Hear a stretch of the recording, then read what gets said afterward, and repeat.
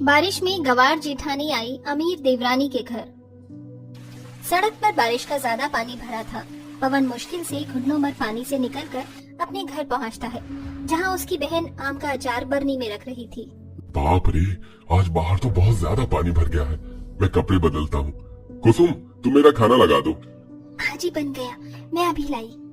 अंतरा सबके लिए खाना लगा देती है।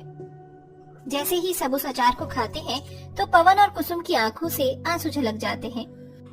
अरे ये तो बिल्कुल वही स्वाद आ रहा है जैसे माँ हमें बनाकर खिलाती थी। हाँ जी, अचार खाकर उनकी याद आ गई। हाँ, आपने बिल्कुल ठीक कहा। आपको याद है पापा जी को ये अचार कितना पसंद था? वो भी खाया करते थे, लेकिन 2 महीने पहले वो हम दोनों को छोड़कर चले गए। जाने वाले को कौन रोक सकता है कुसुम। छुटकी, तू तो बिल्कुल माँ की तरह अचार बनाती है। तूने माँ से बनाना सीखा था क्या? हाँ भैया, मुझे भी माँ की बहुत याद आ रही थी, इसीलिए मैंने ऐसा बनाया। मैं खुद नहीं जानती थी कि ये सच में ऐसा बनेगा। बहुत बढ़िया अंतरा। और हाँ, बरसात का मौसम है, इसलिए अचार का ध्यान रखना, कहीं पानी पड़ गया तो खराब हो जाएगा। भाभी आप चिंता मत करो, मैं इस अचार को सही जगह पर रखूंगी, पानी से बचाकर। बुआ, मुझे एक अचार दो ना, रोटी के साथ अच्छा लग रहा है। हाँ मेरी बच्ची, ये ले। वैसे भाभी, घर में इतनी गरीबी है, अब चावल से भी अचार खा पाएंगे और रोटी से भी। हमें सब्जी की इतनी दिक्कत नहीं पड़ेगी। हाँ, ये तो तुमने बिल्कुल ठीक कहा। सब लोग खाना खाकर अपना अपना काम कर रहे होते हैं कि आज ही तूफान से उनका मिट्टी का घर डगमगा जाता है, जिससे आधी छप्पर टूट जाती है और जगह जगह से मिट्टी झड़ जाती है। हे भगवान, ये क्या हो गया?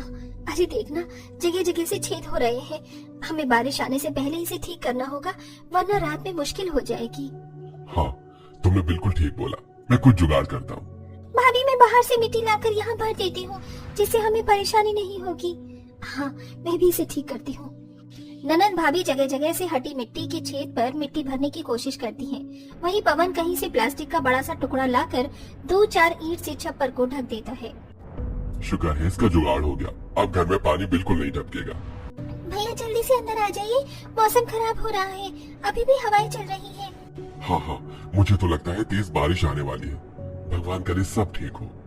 सब घर के अंदर होते हैं, अपना काम कर रहे होते हैं, लेकिन कुछ देर बाद ऐसी बारिश आती है कि रातों रात उनके मिट्टी का घर बारिश में ढहने लगता है और घर में पानी आने लगता है।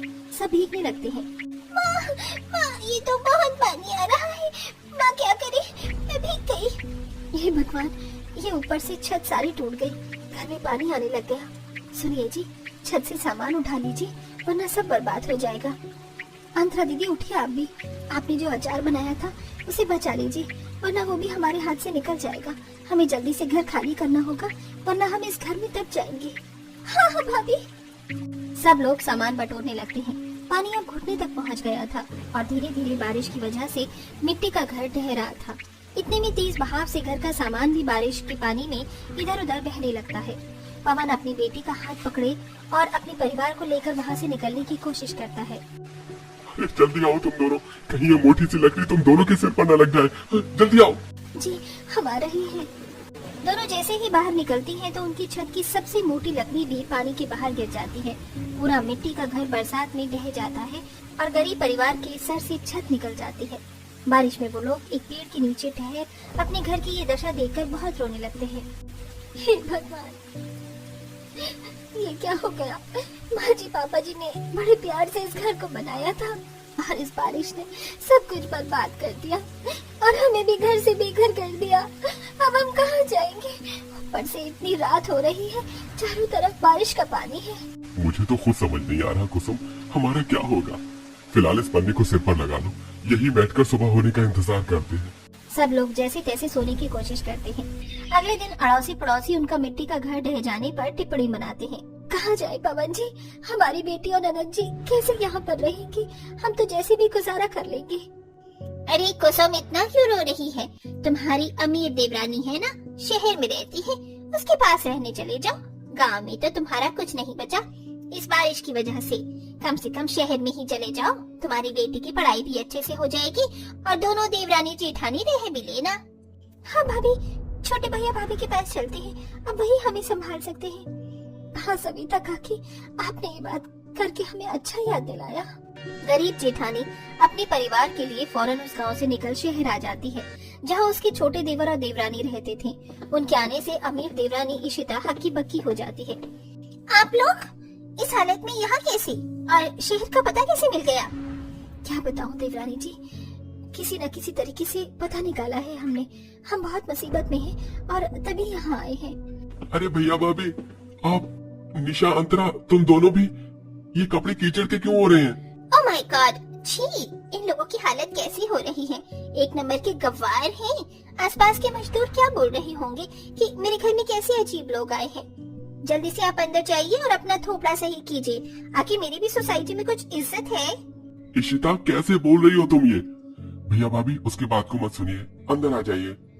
सब लोग बारी बारी से नहाकर खाना खाने के लिए जमीन पर बैठ जाते हैं और कुसुम कहती है, अरे इशिता, हम सब नहा लिए हैं, जल्दी से हमारे लिए खाना लगा दो, हम सबको बहुत भूख लगी है।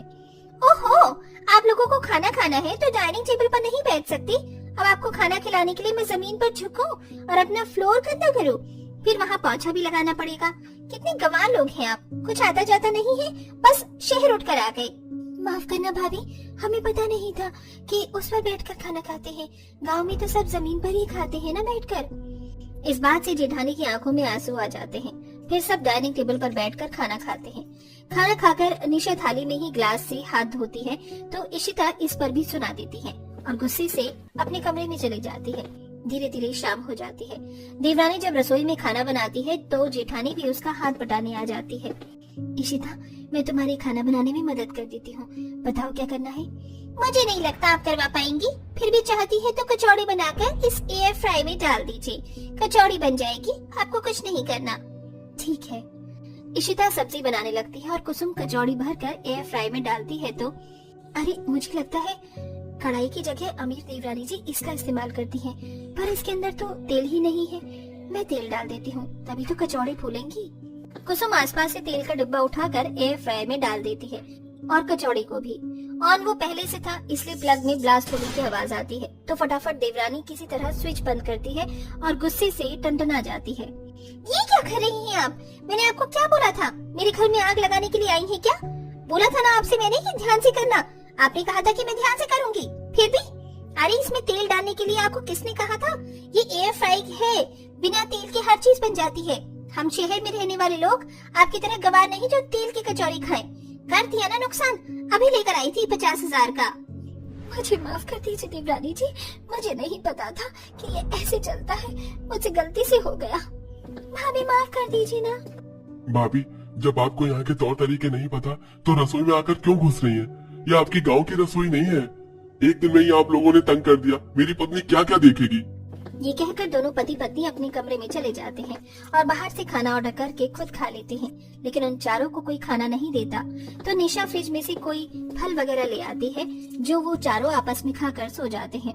2-3 दिन गरीब गवार जेठानी के वहीं गुजरते हैं। शहरी उपकरण ना चला पाने पर कभी वो वॉशिंग मशीन को खराब कर देती है तो कभी उसकी ननद फ्लश के बटन को गेम समझकर पूरा टंकी खाली कर देती है। इसी बात से परेशान होकर अमीर इशिता अपने घर से उन सबको निकाल देती है जहाँ बारिश भी आ रही होती है।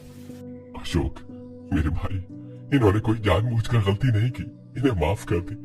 देख, हम यहाँ शुरू से नहीं रहते, इसलिए ये सब चीज नहीं आती। इतनी बारिश हो रही है, हम कहाँ जाएंगे? अब हमारा घर भी नहीं रहा। झूठ मत बोलिए भैया, क्या हो गया आपके घर को? मुझे पता है छुट्टी के दिनों में आप हमें परेशान करने के लिए आए हैं। खर्चा पानी नहीं चल रहा होगा ना गाँव में? नहीं देवर जी, कुछ दिनों पहले बारिश इतनी तेज आई थी कि हमारा मिट्टी का घर ढह गया है, इसीलिए मजबूरन यहाँ आए हैं। बस कीजिए जेठानी जी, आप कुछ भी बोलेंगी और मैं मान जाऊंगी। आप लोग अपने गांव वापस लौट जाइए। आप जैसे गवार लोगों को मेरे घर में कोई जगह नहीं मिलेगी। तभी इशिता की दूर की चाची का गांव से फोन आता है और गरीब परिवार जाने लगता है। इशिता बेटा, तो ठीक ठाक तो है ना? वो मैं पूछ रही थी कि तेरे जेठ जेठानी सही से शहर पहुँच तो गए हैं ना? बेचारों का रातों रात बारिश की वजह से मिट्टी का घर बह गया। मुझे बड़ी चिंता हो रही थी तो तुझे फोन कर दिया। उन दोनों ने बहुत मेहनत करके तुम्हारी शादी करी और शहर में घर दिलवाया, तो उनका ख्याल रखना। क्या मतलब सच में जेठ जी जेठानी जी मुश्किल में थे और मैं समझ नहीं पाई? शुक्रिया काकी, आपने मुझे बता दिया। मैं आपसे बाद में बात करती हूँ। अशोक जी जल्दी से उन्हें रोक लीजिए, मुझसे गलती हो गई। जेठ जी जेठानी जी रुक जाइए। दोनों बारिश में भीगते हुए उनके पास जाते हैं और अपने हाथ जोड़कर माफी मांगते हैं। जी छानी जी, आप सबसे पहले मैंने बहुत बदतमीजी से बात की, मुझे माफ कर दीजिए। आप इस घर को छोड़कर मत जाइए। हाँ भैया भाभी छोटी, आप दोनों की वजह से तो आज हम शहर में हैं। ये घर भी आपका ही हुआ, आपके खून पसीने से बना है। अपने छोटे भाई को माफ कर दीजिए। तभी रोते हुए जेठ और जेठानी उन दोनों को गले लगा लेते हैं। वो उनकी माफी को स्वीकार कर लेते हैं और अपने देवर देवरानी के साथ रहने लगते हैं, जहाँ देवरानी उन्हें शहर में रहने के नए तौर तरीके सिखाती है और अब सब खुशी खुशी रहने लगते हैं।